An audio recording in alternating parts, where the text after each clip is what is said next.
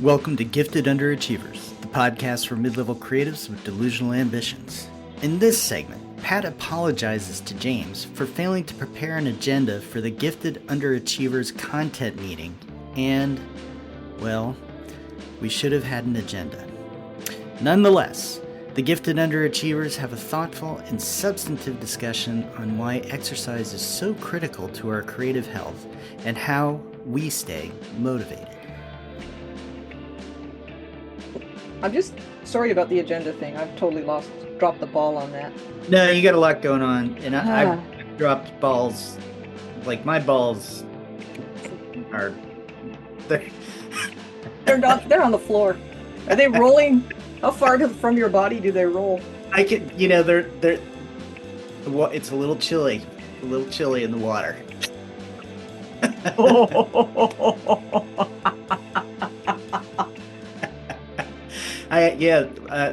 Yeah. Okay. No, I was gonna. Nope. Yeah. I actually hurt myself the other day. Doing what?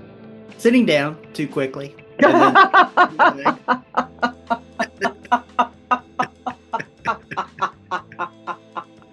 What were you sitting on? What did you go to sit on? Oh, just the chair, normal chair, and then sat down, crossed my legs, and it was, What, you hurt your balls? Oh yeah. Oh, for God's sake! Maybe your thigh muscles are so strong they snapped shut. Yeah, well, I've been doing a lot of running, a lot of training. Have you really? Harder, so I'm like, getting fierce over here. Yeah. And yeah, like, your legs are like a walnut cracker. Yeah, that's what happened. That is exactly the image we're going for. They're just these metal things. Yeah, I know. I got to be really careful. You get a thigh master, just like. So you're just sitting in a chair in your home or in like a coffee shop or? Yeah, no, in the house. In the house. I went to the kitchen to fill my water. Came back and just sort of was feeling good and vigorous and plopped down into the chair and crossed the legs and did a little yeep. I can't even do it. It's like, it's like a dog yipping. And got the what the hell's going on with you? Hurt myself. Oh God. Oh dear me. And was it a lasting situation or did they bounce back? They bounce back. They bounce back. They're tough. I mean, the ball metaphor is the images in my brain right now. You would not want your worst enemy to have those. Yeah, no, it's no, all good. All good. I was back on my feet in, minutes. Minutes. I love that. Well, I mean, just to share an experience I've been having is it's gotten really icy here because it snowed and then it froze and then it melted and then it froze again. So there's lots of clear areas. It's a city, so we do have the snowplow guy up here. Even though we're a temperate rainforest, but we're getting more snow. So there's like more than one snowplow now, I think, and sidewalk plows and stuff. Yep. And people are salting outside their stores and whatnot. But I was walking down the lane this morning and the Melty had frozen overnight and the lane hadn't really been plowed or anything. And so there's like 4-inch skin of ice. And so I was walking like how a really old person heads for the dining room in the assisted living facility. I was walking like that, and I'm not, just to clarify, I'm not actually that old, and in the scheme of things, in geological time. And I thought the last couple of weeks my body has more and more deteriorated because of sitting in chairs so often, like hospital and various places, sleeping on the floor, blah blah. But I'm starting to get my routines back, and I realized that if I really want to not decay more rapidly than I'm comfortable with, I should get actually get a functional balance and feet ankle flexibility program going, because that Mm. is feet, ankle, knee, hip Mhm. flexibility and balance and strength, and actually make a point of it for the next year or two to really get that in place, because Yeah. otherwise it can all be gone before you know it. Oh yeah. And then it takes, you eventually reach this point where it takes so long to get it back, and then your risk of injury because you haven't been doing it is so high that it really gets on the, I mean, it doesn't get impossible, but it gets so much harder. Let me And you suggest I'd like to suggest also that as your lifespan goes on, Mhm. you think you can get it back. You think might, not you specifically, but one Mhm. might think, "Oh, yeah, well, I've done this before. Remember the time I was doing this all year and I just didn't Mhm. get my exercise and then I got back into shape in 3 months." That doesn't, necessarily happen anymore. There comes this point of as the older you get, the less likely you are to get it back. Mhm. The only real solution is to not lose it in the first place.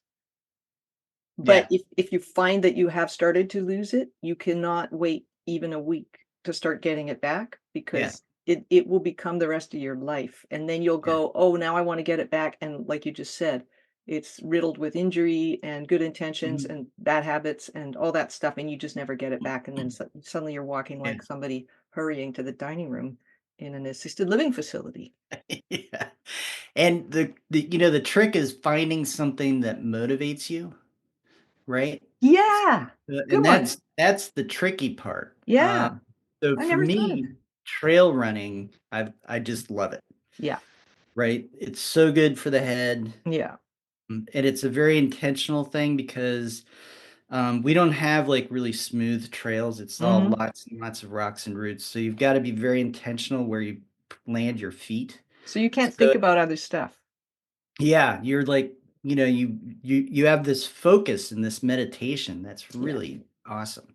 yeah. Um, you know, but yeah. No, I would suggest one of the best things I've done for ankles and kind of hip and knee is Mhm. just balancing on one foot. Yeah, So you that's a lift good your one. other and try and go, see how long you can go. Yeah, that's a great one. There's this Mhm. guy called, I forget his name, but I think he's in North Carolina, and his channel on YouTube is called Original Strength, and, he just has these little short things, and I saw one the other day where this guy says, wrote into him and said, "Can you show me some exercises that will help me get on and off my bike more easily, my bicycle?" Mhm.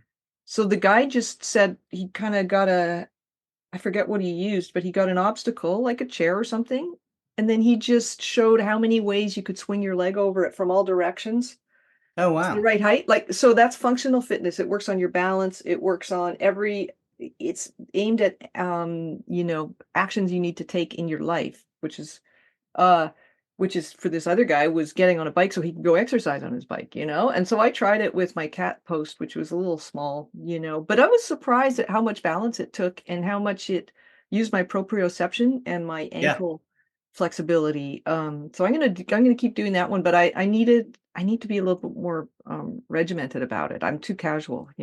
I know that's yeah, it's funny. I have an alarm set for every day to do sit-ups and push-ups. And if I do them once a week, that's a good week. But Yeah, I will run 3 miles in the woods in snow and sleet and whatever, 5 to 6 days a week. that's so great. Yeah, I couldn't begin to describe why I can do one and the other just sort of floats by, but I think it's motivation, like you say. um, yeah, yeah, I really, really, and when I don't do it, I miss it. You Yeah, know, I get like, yeah, yeah.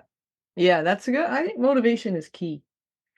I'm gonna have to figure out what'll motivate me. For me, it doesn't work to go, "Oh, I'm going to my grad reunion." I mean, I did manage to lose some of the weight I'd put on last year in time of my for my grad reunion, but it didn't really make any difference. I Mhm. not it wasn't enough to wear different pants, I looked the same basically.